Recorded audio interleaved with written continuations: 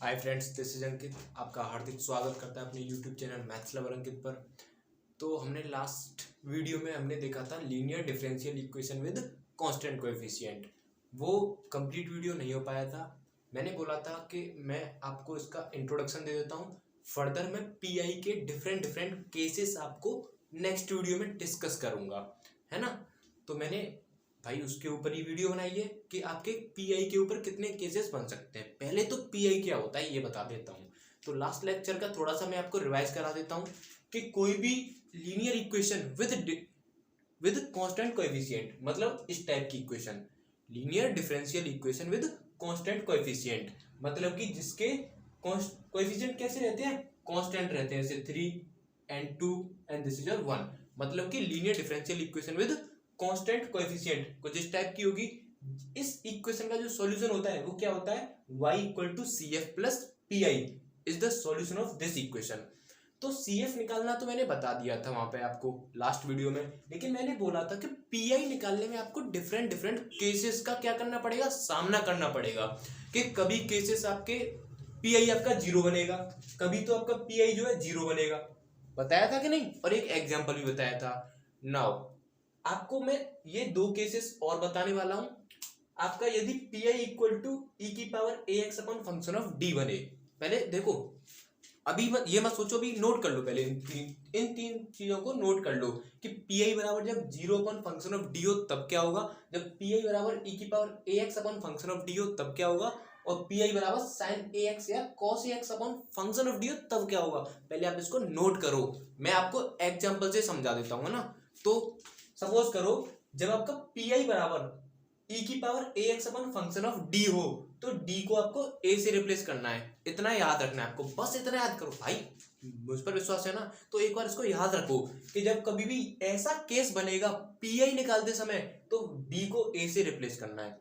और जब आपका ये केस बनेगा पी आई निकालते समय, तो डी स्क्वायर को माइनस ए स्क्वायर से रिप्लेस करना है और फिर कॉन्जुगेट का मल्टीप्लीकेशन करना है। इतना याद रखो, याद रख सकते हो इतना। बाकी अभी देखो मैं क्वेश्चन कराता हूँ, आपको समझ में आएगा।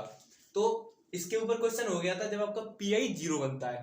अब एक क्वेश्चन लेते हैं जिसका ये दूसरे केस का एक क्वेश्चन ले लेते हैं ना, इसका एक क्वेश्चन लेते हैं, एक क्वेश्चन लेते हैं इसके ऊपर अच्छा सा।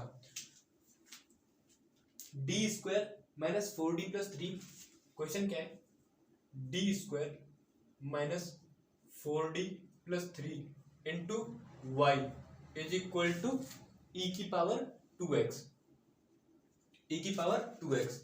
देखो वो कह रहा है कि इस इक्वेशन को हमें सॉल्व करना है। अब मैंने बोला था ये हमारे ऊपर है कि ये इक्वेशन में आइडेंटिफाई करनी है कि ये लीनियर डिफरेंशियल इक्वेशन है या linear differential equation with constant coefficient है। तो आपका linear differential equation with constant coefficient है। कैसे कह दिया, क्योंकि इसमें ये कैपिटल डी आ गया है ना।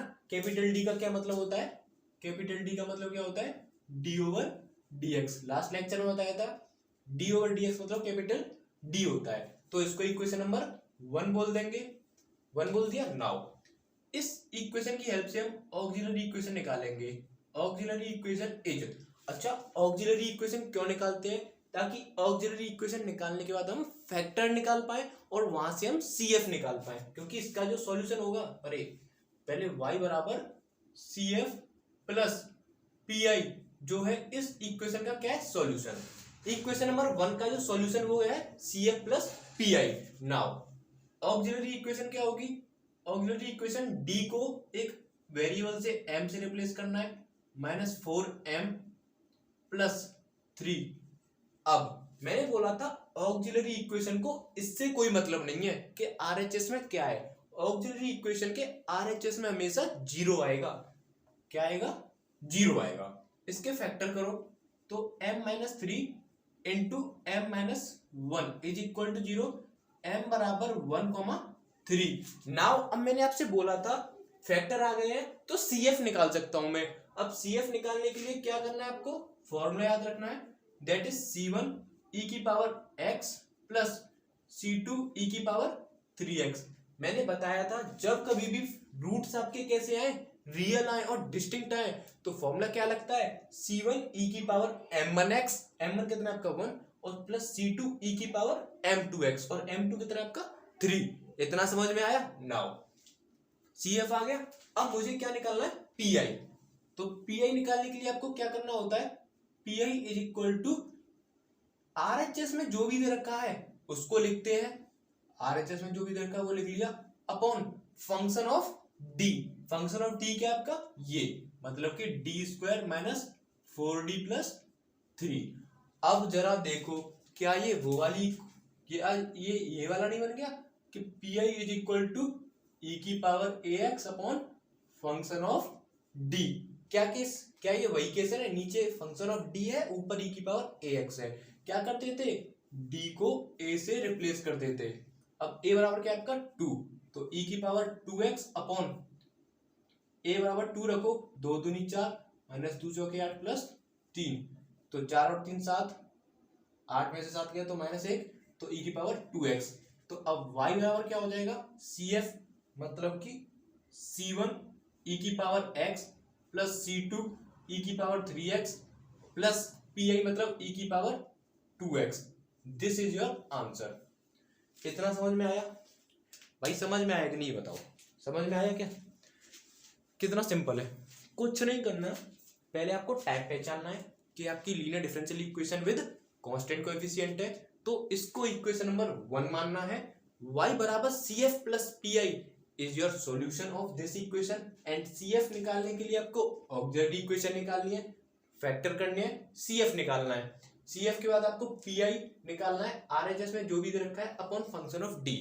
अब PI 0 होगा या PI e की power ax upon function of D type का बनेगा, तो D को a से रिप्लेस करना है, तो D को a से रिप्लेस किया तो आपका PI आया, और PI की वैल्यू इसमें रखी और CF की वैल्यू इसमें रखी, तो क्या हुआ, आपका सॉल्यूशन आया। अब सपोज करो यहां पर ये मैं 2 रखने पर ये नीचे वाला 0 बन जाता, यदि मैं इसमें 2 रखता हूं नीचे वाला 0 बन जाता, तो उस कंडीशन में मैं क्या करता वो भी मैं आपको लगे हाथ बता देता हूं। तो उसके लिए आपको क्या करना पड़ता है, सपोज करो ये 0 बन रहा होता तो इससे नीचे वाले का एक बार डिफरेंशिएशन करते और ऊपर इंडिपेंडेंट वेरिएबल का मल्टीप्लाई करते एक बार। इंडिपेंडेंट वेरिएबल क्या है यहाँ पर x, तो x का मल्टीप्लाई करते कब, जब आपका नीचे वाला 0 बन रहा होता है d को a से रिप्लेस करने पर, फिर भी 0 बनना होता, फिर से एक बार और डिफरेंशिएशन करते, एक बार और x का मल्टीप्लाई करते। समझ में तो आ रहा है ना। नाउ ये क्वेश्चन समझ में आया। एक क्वेश्चन लेते हैं sin ax upon function of d के ऊपर, है ना। एक क्वेश्चन और ले लेते हैं sin ax upon function of d के ऊपर।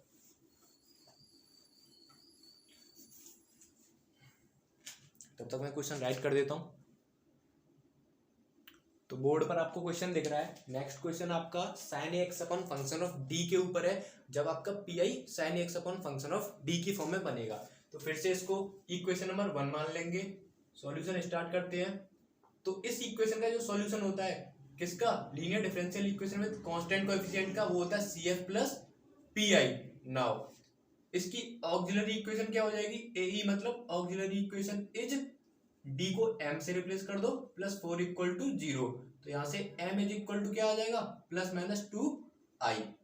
किसी को समझ में नहीं आया तो देखो मैं इसको ऐसे कर सकता हूं, क्या मैं इसको m माइनस 2i और इसको m प्लस 2i नहीं लिख सकता, लिख सकता हूं ना, m माइनस 2i और इसको m प्लस 2i लिख सकता हूं। अब कुछ बच्चे कह रहे होंगे कैसे, तो देखो m स्क्वायर है ना, माइनस का 4 आई स्क्वायर, और आई स्क्वायर कितना होता है आपका माइनस का 1, तो माइनस माइनस प्लस, तो प्लस 4 आ जाएगा। ऐसे लिख लिया तो m बराबर 2i कॉमा माइनस 2i, एक आया प्लस 2i एक आया माइनस 2i। अब क्या करेंगे, एक m बराबर प्लस 2i आया, एक m बराबर माइनस 2i, इसलिए हम इसको क्या लिख लेते हैं, प्लस माइनस 2i। समझ तो रहे हो ना, ये किस फॉर्म में बनेगा। अगर ऐसे आपको कंफ्यूजन हो रही है तो मैं दूसरे तरीके से बता देता हूँ, क्योंकि इसमें क्या है ना, जब CF निकालते हैं तो हम इसको m बराबर प्लस माइनस 2i जैसे हमने लिखा है ना। तो अब मैं CF निकालूंगा तो मैं एक फॉर्मूला लगाऊंगा, जब आपके जो रूट्स होते हैं वो alpha plus minus iota beta की फॉर्म में रहते हैं, तो CF बराबर होता है आपका क्या, याद रखना, C1 alpha x, C1 sorry e की power alpha x C1 cos beta x plus C2 sign beta x. जब आपका m क्या आ जाए, alpha plus minus iota beta की फॉर्म में आ जाए, आई बी की फॉर्म में आई तो क्या होगा, ये आपका सी एफ होगा। जरा इससे कंपेयर करो, इधर क्या है अल्फा 0 है तो सी एफ बराबर ई की पावर 0x हो जाएगा, C1 कॉस ये आपका 2 हो जाएगा, प्लस C2 साइन ये आपका 2 हो जाएगा। इतना समझ में आया? समझ में आया? m बराबर प्लस माइनस 2i से, है ना। सी एफ समझ में आया। नाउ पी आई की बारी आती है। अब देखो पी आई निकालना है हमें, तो पी आई निकालने के लिए हमको बस आर एच एस से मतलब होता है। आर एच एस में क्या है आपका sine 3x plus cos 2x upon function of D that is D square plus 4। Now अलग अलग कर लेता हूँ इसको, sine 3x upon D square plus 4 plus cos 2x upon D square plus 4। अब मुझे एक बात बताइए, क्या ये function of D upon sine ax upon function of D का फॉर्मेट नहीं दिख रहा? क्या करते हैं, डी स्क्वायर को माइनस ए स्क्वायर से रिप्लेस करते हैं। अब यहाँ पर a कितना आपका 3, तो साइन x अपॉन माइनस 9 कितना हो जाएगा, 3 का स्क्वायर 9 और डी स्क्वायर को माइनस ए स्क्वायर थे तो minus 9 plus 4 plus cos 2x upon 2 का स्क्वायर माइनस 4 प्लस 4। अरे ये तो यहाँ पर लोचा हो गया बे। मैंने क्या बोला था, यदि डी स्क्वायर को माइनस ए स्क्वायर से या डी को ए से रिप्लेस करने पर आपका नीचे वाला 0 बन जाए तो क्या करना होता है, नीचे वाले का एक बारी डिफरेंशिएशन करना होता है और ऊपर x का मल्टीप्लाई करना होता है। तो इसका डिफरेंशिएशन करो, कितना आया 2d आया कि नहीं, कितना आया 2d। अब तो भाई हमें दिक्कत हो गई इसमें, एक बारी डिफरेंशिएशन किया लेकिन अब भाई डी स्क्वायर को माइनस ए स्क्वायर से कैसे रिप्लेस करेंगे। तो कुछ बच्चे कह रहे होंगे तो अब कुछ नहीं करना, सिंपली आपको क्या करना है, this is your sine x upon minus 5 plus x over 2। अब जब कभी भी आपका डी नीचे आता है इसका मतलब क्या होता है, जब कभी भी आपका डी नीचे आता है इसका मतलब होता है आपका इंटीग्रेशन हो रहा है। किसका, cos 2x का क्या हो रहा है, इंटीग्रेशन हो रहा है। तो cos 2x का इंटीग्रेशन कर दोगे इंटीग्रेशन, क्या होगा cos 2x का, sin 2x ओवर 2x का अपॉन में 2 आ जाएगा नीचे, समझ में आया। तो sin x upon minus 5 plus x sin 2x upon 4 ये आपका पी आई आया। इस पी आई को इसमें रखो और सी एफ को भी इसमें रखो तो आपको क्या मिल जाएगा, y का, मतलब कि y की वैल्यू मिल जाएगी, मतलब इसका सॉल्यूशन मिल जाएगा। तो इतना समझ में आया। तो आज के लिए इतना ही, बाकी हम कुछ और फॉर्म्स रह गई हैं। ये 3 मेथड दिए, पी आई 0 हो, जब पी आई आपका e की power x upon function of D हो, और जब आपका sine x cos x upon function of D हो। कुछ 2-3 टॉपिक्स मतलब इसी में और रह गए, केसेस कहते हैं, 2-3 केसेस पी आई के ऊपर और रह गए, उनको हम नेक्स्ट वीडियो में डिस्कस कर लेंगे। आज के लिए इतना ही, बाकी मिलते हैं नेक्स्ट वीडियो में। वीडियो अच्छी लगी हो लाइक कर देना और चैनल को सब्सक्राइब कर देना। तब तक के लिए टाटा बाय बाय। चलो तो यार अभी इसमें क्या ना एक मिस्टेक हो गई है थोड़ी सी, इधर ये क्या ना, इधर 3x है, मैं इधर 3 लिखना भूल गया है ना, तो इधर 3x और आएगा साइन 3x और इधर भी क्या आएगा 3x। अरे भाई वो क्या है ना, वो ध्यान नहीं रहा, पर भाई वो बाद में लोग कमेंट करते हैं साले तूने 3x की जगह x लिख दिया, इसीलिए मैंने क्या है ना वीडियो को पॉज करके रखा था, चेक कर रहा था कोई मिस्टेक तो नहीं हो गई है। तो यहाँ पे 3x था, 3x कंटिन्यू कर लेना भाई। वैसे क्वेश्चन तो समझ में आया ना। तो अब रियलिटी में मैं जा रहा हूँ, नेक्स्ट वीडियो में मिलेंगे, तब तक के लिए टाटा बाय बाय। फिर से बोल देता हूँ भाई।